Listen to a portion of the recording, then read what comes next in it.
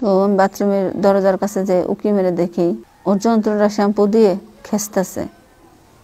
তো আমি ওরা বলতেছি কি হয়েছে রে, তুই এমনি খেচতেছিস কেন? তো বলে যে ম্যাডাম আমি কি কমু, আসলে আমার আজকে না খুব মনে চাচ্ছে, তাই আমি এটা করতেছি। তো আমি বলতেছি তোর মনে চাচ্ছে, চল আমার রুমে চল, আমি যেটা বলবো সেটা যদি তুই করিস তাহলে তুই যে কাজ শ্যাম্পু দিয়ে করতেছিলি সেই কাজটা আমার সঙ্গে করবি। আমার ছেলেটার বয়স যখন 10 বছর, তখন আমার স্বামীটা মারা যায়। তো আমার স্বামী যখন মারা যাওয়ার পরে কি আমার বয়স তখন 30-35 বছর বয়স। আমার ছেলেটার 18 বছর পড়ছে।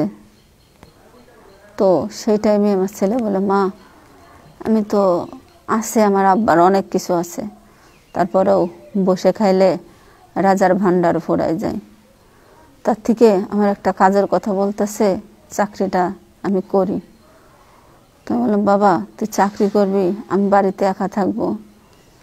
তো বলতেছে আমার বাড়িতে আবার একটা কাজের ছেড়া আছে। তো বলতেছে আবুল তো আছে, আবুল তোমার দেখে শুনে রাখবে। আমি বললাম আচ্ছা তাহলে তুমি যেটা ভালো মনে করো সেটা করো। আসলে আমার স্বামী মারা গেছে, আমি তো একেবারে অসহায়, আমি কি করব না করব আমি নিজেও বুঝতে পারি না। তারপরে আমার স্বামীর যে জায়গা জমি আছে ভালোই আছে। তো আমার স্বামীর জায়গা জমি কে দেখবে, সে কারণে ওই ছেলেটারে রাখি। তো ওই ছেলেটাও খুব ভালো। আমার ছেলে যখন বাইরে থাকে কাজে, ওই ছেলে আমার সংসারের যত কাজ আছে সব কাজ করবে, আমার ওষুধ দেবে, আমার খাওয়ান দেবে, সব কিছু মানে এভরিথিং, সব যা কিছু আছে সব কিছু দেখে। ছেলেটা বিয়ে করে নাই। তারপরে ছেলেটা একদিন দেখি ডাকতেছি আমি খুব আবুল আবুল বলে। তো ও হলো বাথরুমে, তো ওর রুম থেকে কোনো আওয়াজ আসতেছে না। তারপরে আমি আস্তে আস্তে ওর রুমের দিকে আগাইছে, দেখি যে বাথরুমের ভিতরে শব্দ করতেছে। কি রে বাথরুমের ভিতরে শব্দ করে কেন? তো আমি বাথরুমের দরজার কাছে যে উকি মেরে দেখি যে ও শ্যাম্পু দিয়ে ওর যন্ত্রটা শ্যাম্পু দিয়ে খেচতেছে। তো আমি ওরা বলতেছি কি হয়েছে রে, তুই এমনি খেচতেছিস কেন? তো বলে যে আপনি এখানে হ, তুই হাত দিয়ে এমনি খেছিস কে? তো কয় ম্যাডাম আমি কি কমু, আসলে আমার আজকে না খুব মনে চাচ্ছে, তাই আমি এটা করতেছি।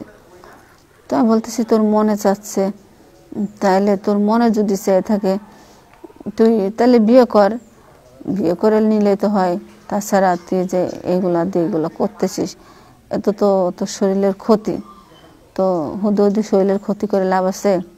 কয় না ক্ষতি করে লাভ নেই, তো আর কি করব, এখন কিছু করার নাই। তারপরে ওর কথায় আমার কথায়ও ওর মনে একটু সাহস পেল। একটু সাহস পাওয়ার পর বলতেছে আচ্ছা আপনি যেটা বলেন তাইলে আমি বিয়ে করব। আমি বলি আচ্ছা ঠিক আছে। তো এই কথা বলে ও অনেকটা দূর, মানে অনেকটা দিন পর একদিন আমার এত মানে স্বামী ছাড়া রয়েছে এতদিন, মানে আমার কেমন যেন লাগতেছে। তো আমি একদিন ওরা ডাকতেছি, আবুল। বলে কি ম্যাডাম? বলে তোর একটা জিনিস বলবো, তুই কি রাখবি? তো বলতেছে কি? কয় আমি বলতেছি যে তুই কি আমার একটু সময় দিবি? তো বলে যে হ্যাঁ ম্যাডাম, কি বলেন, কখন দেওয়া লাগবে? আমি বললাম এখন। কয় আচ্ছা কন কি করব? আমি বললাম চল আমার রুমে চল। ও ভাবছে যে আমার রুমে মনে কোনো কাজ আছে, সেই কাজে আমি ওরা ডেকে নিয়ে যাচ্ছি। তারপর আমার রুমে যখন গেল, রুমে যাওয়ার পরে ওর সঙ্গে আমি সব কথা বললাম। বলার পরে ও আমার বলতেছে যে সমস্যা নাই, আপনি যেটা বলবেন আমি সেটাই করব। তো আমি বললাম আচ্ছা ঠিক আছে, তুই যে আমি যেটা করব, যেটা বলবো সেটা যদি তুই করিস, তাহলে তোরে তুই যে কাজ শ্যাম্পু দিয়ে করতেছিলি সেই কাজটা আমার সঙ্গে করবি। তো বলে যে কি কাজ করব? আমি কই কি কাজ করবি তুই বুঝাস না? কয় বুঝছি তো, তা আর কি করতে হইব? আমি কই আর কি করতে হইব মানে? এটাই কর। তো ওর আমি 10 বছর পরে স্বামীর যে সুখ, স্বামীর যে ভালোবাসা 10 বছর পরে আমি পাইলাম। ওর সঙ্গে যখন আমি কাজটা করতেছি তখনও আমারা বলতেছে যে আসলে ম্যাডাম, মানুষে কয় যে যারা বয়স হয়ে যায় ওদের ওই জিনিসটা নাকি ঝুলে যায়, ঝোল হয়ে যায়, ওর ভিতরে কোনো মজা থাকে না। আসলে আসলে তো অনেক মজা। বললাম যে হ্যাঁ, মজা তো থাকবে, মজা থাকবে না কেন? অবশ্যই মজা থাকবে। তারপরে ওর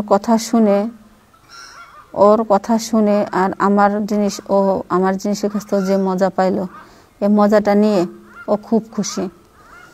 মানে আমরা দুজনেই হ্যাপি। এরকম করে করে অনেকটা দিন হয়ে গেল।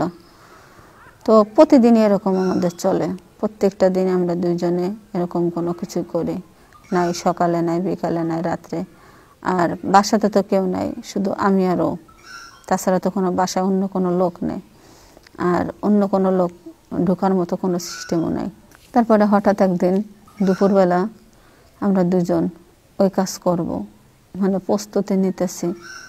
আমারও গায়ে নাই, ওরও নাই।